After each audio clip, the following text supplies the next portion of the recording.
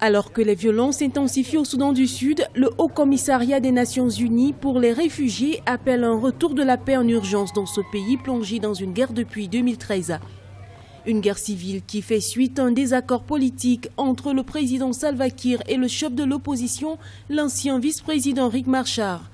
Des combats qui occasionnent des fuites de civils à l'image de Sadia Mohamed. À plus de 35 ans, cette mère a fui les combats depuis juin 2017 avec sa famille pour être à l'abri des violences.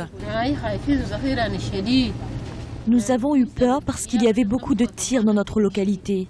On entendait des explosions et des tirs partout. C'est parce que je devais protéger les enfants que j'ai fui avec eux.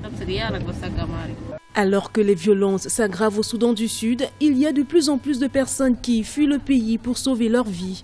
L'Agence des Nations Unies en charge des réfugiés appelle ainsi les parties belligérantes, les États régionaux et la communauté internationale à trouver des moyens urgents pour la paix dans ce pays. Les priorités pour les déplacés et leurs familles restent l'avenir des enfants arrachés de leur cursus scolaire.